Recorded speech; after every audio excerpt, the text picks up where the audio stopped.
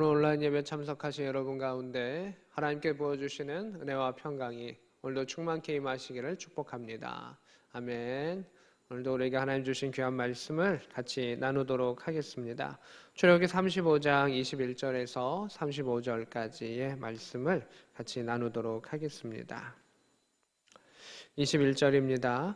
마음이 감동된 모든 자와 자원하는 모든 자가 와서 회막을 짓기 위하여, 이렇게 되어 있습니다. 네, 이스라엘 백성이 다시금 정신을 차리게 됩니다.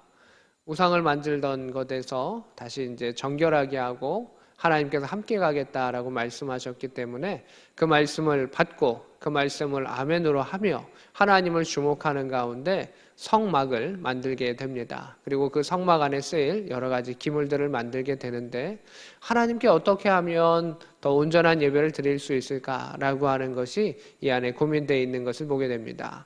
하나님께서 모세에게 지혜를 주시고 또 하늘의 모형을 보여주셔가지고 이렇게 만들어라 라고 말씀하셨습니다. 그럼 모세는 사람들을 세우고 또 사람들에게 이야기해서 그 일들을 이루어가게 가게 됩니다. 근데 하나님께서 쓰시는 자가 이 두 가지 요건을 가지는 사람을 하나님께서 쓰신다는 것입니다.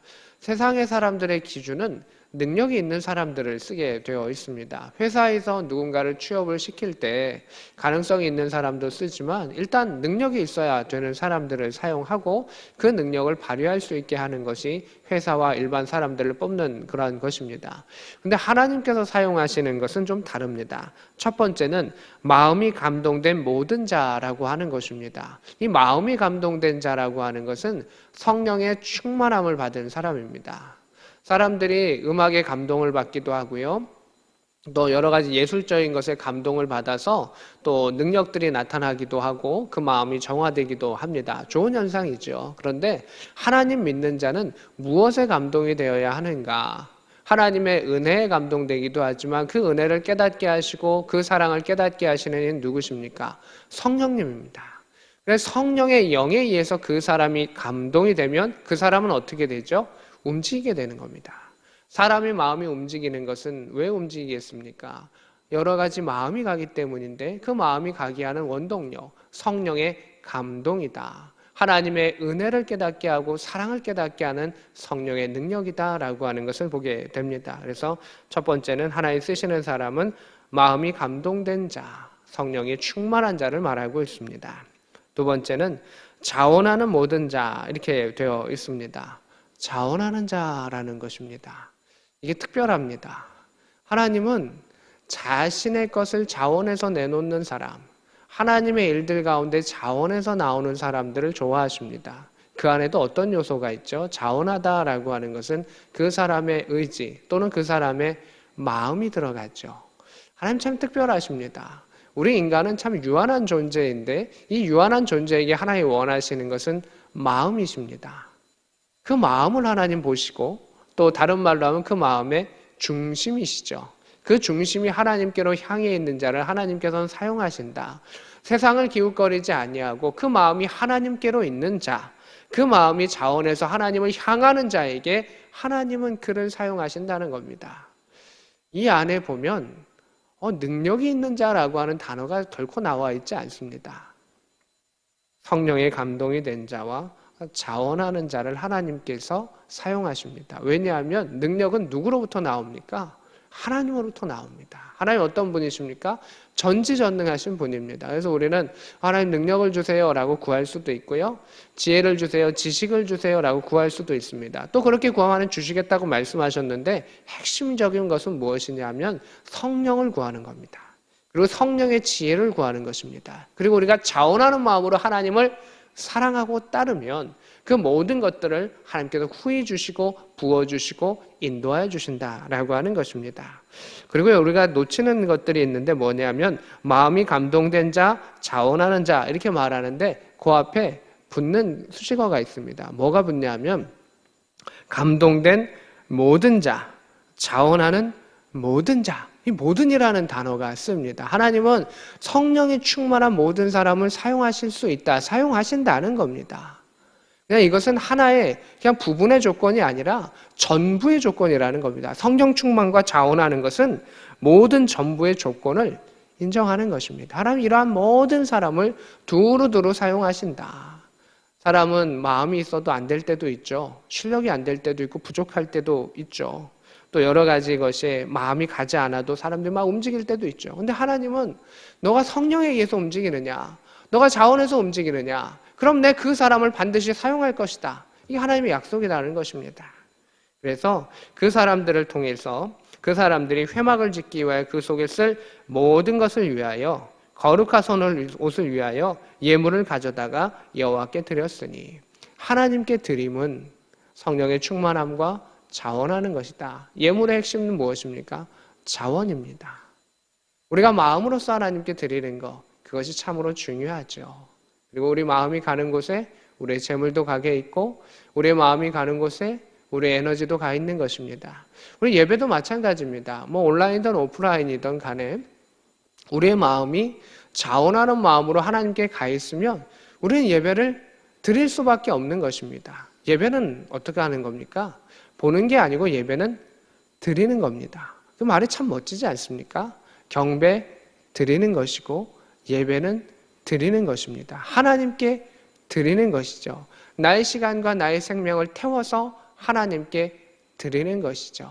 내가 그 시간에 다른 귀한 일들을 할 수 있습니다. 그러나 예배드림과 하나님 만나는 것, 기도하는 것이 세상 가운데 가장 존귀한 일이기 때문에 내가 그것을 하나님께 드리는 것이죠. 근데 그것을 억지로 드리는 자가 아니라 자원하여서 성령의 인도하심 가운데 하나님의 은혜를 깨달아서 그 사랑을 알아서 자원해서 드린다면 하나님께 그 모든 자를 사용하여 주시고 축복하여 주시고 인도하여 주신다라고 하는 것을 우리 말씀을 통해서 알 수가 있습니다. 22절입니다. 곧 마음에 원하는 남녀가 와서 이렇게 되어 있습니다. 마음에 원하는도 마찬가지죠. 자원하는 남녀가 모든 사람이 와서 팔찌와 귀고리와 가락지와 목걸이와 여러 가지 금품을 가져다가 하나님께 드렸다라고 말하고 있습니다.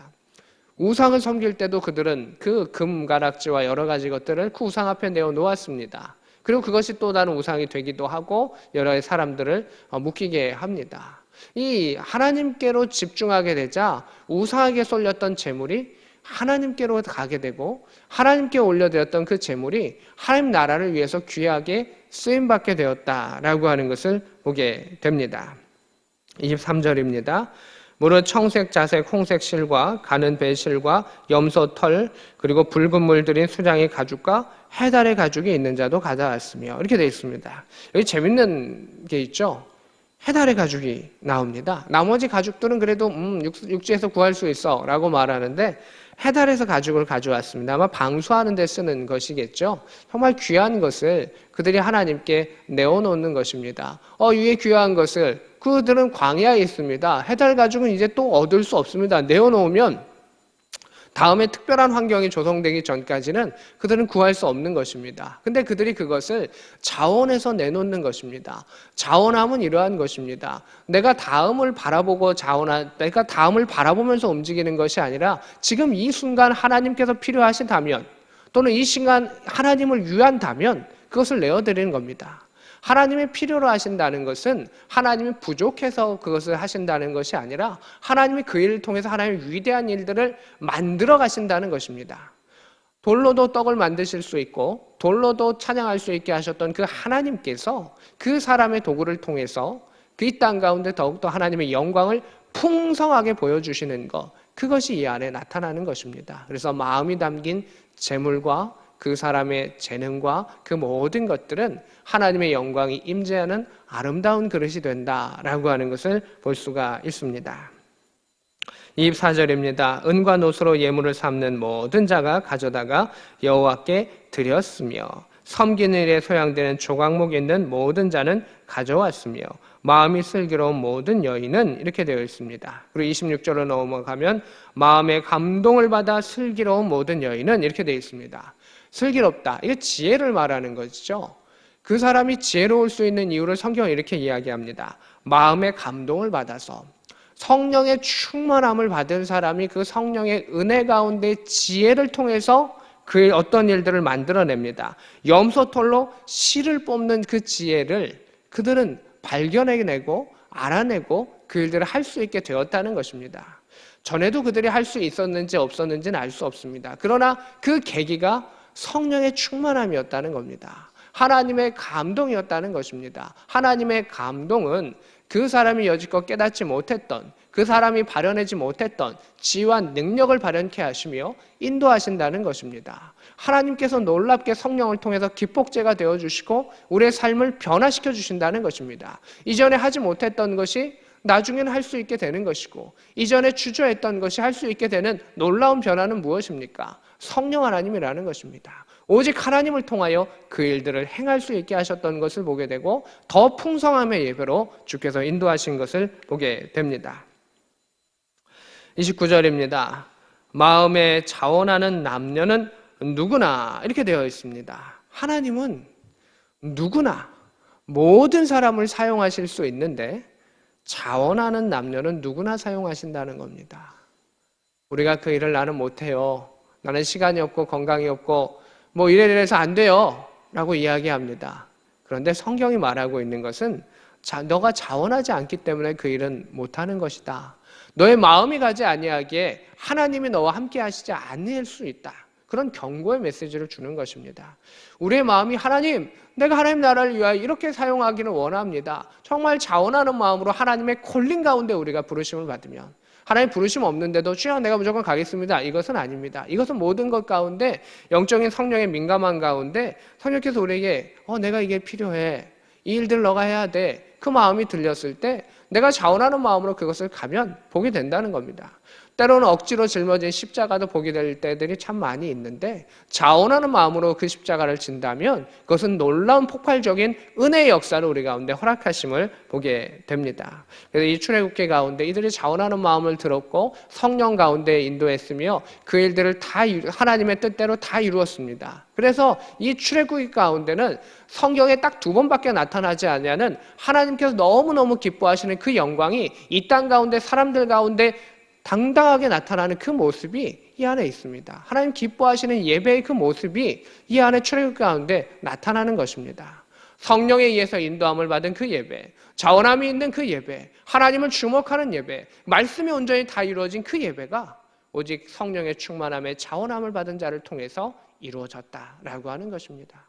우리의 예배 가운데도 성령이 인도하시는 그 예배가 되기를 원합니다. 우리의 마음이 자원하는 그 예배가 되기를 원합니다. 하나님이 이끄시는 그 예배가 되기를 원합니다. 자원하는 그 삶이 되기를 원하며 우리의 교회 일터와 또 우리의 교회 일들과 또 삶의 자리의 일터 가운데 그 일들이 될 수 있기를 소망합니다. 30절입니다.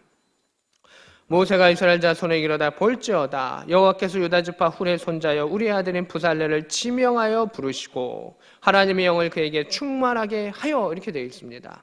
하나님께서는 어떤 일들은 저요 이렇게 손드는 사람을 쓰시기도 하지만 성령을 통해서 강하게 지명하여 주시기도 합니다. 너가 해라 라고 말씀하실 때가 있습니다. 근데 요나도 너 해라 라고 했는데 하나님 저 싫어요, 도망갔었죠. 이게 우리의 모습이기도 한 것입니다. 내 마음이 내키지 아니하면 얼마든지 거절하고 도망가는 것이 우리의 모습입니다. 근데 하나님이 웬만하면 강제로 끌고 오시지 않는데 요나 같은 경우는 아주 강권해서 데려오시는 아주 특별한 케이스이기도 합니다. 근데 부살렐과 오홀리압 가운데 하나님 지명하여 부르셨습니다. 그럼 그 안에 성령이 있는 자는 그 성령의 부르심 가운데 어떡합니까? 응답합니다. 화답합니다. 내가 여기 있습니다. 고백합니다. 이사야가 그 하나님의 탄식과 하나님의 부름 가운데 주여 내가 여기 있나이다 나를 보내소서라고 응답했었던 것을 보게 됩니다. 그 안에 성령이 있는 자, 구원의 확신이 있는 자, 하나님의 말씀이 있는 자는 그렇게 행하며 고백하며 나아갑니다. 그래서 우리는 부르심을 받은 자다라고 하는 것을 보게 됩니다. 31절입니다. 하나님의 영을 그에게 충만하게 해요 지혜와 총명과 지식으로 여러 가지 일을 하게 하시되, 하나님의 영이 충만하면 하나님 지혜를 주십니다. 총명을 주십니다. 지식을 주십니다. 그리고 여러 가지 일을 어떻게 하게 하셨다는 겁니다. 하나님 일이 너무 많습니다. 우리는 이 땅 가운데 너무 일이 많습니다. 그런데 오늘 성경은 우리에게 또 답을 줍니다. 성령의 충만함 가운데 그 지혜를 얻으며 하나님의 뜻을 품으며 자원하는 마음 가운데 그 일들이 나아간다면 하나님이 이루실 줄을 믿는 것, 그리고 이 일을 이루신다라고 하는 것을 우리 가운데 성령님께서는 오늘도 말씀해 주시는 것을 보게 됩니다. 성령은 우리가 주목해야 될 것을 주목하게 하며 또 하나님께서 우리에게 말씀하시고 지시한 일이 무엇인지를 분별하게 합니다. 세상 가운데 내가 하고 싶은 일이 있고요. 하나님이 시키시는 일들이 있습니다. 어느 것이 더 우선시 되어야 합니까? 답은 간단할 것입니다. 우리는 그것을 분별하면서 나아갈 수 있고 그것이 자원하는 마음이 되었을 때 성령께서는 우리를 사용하여 주신다라고 하는 것입니다.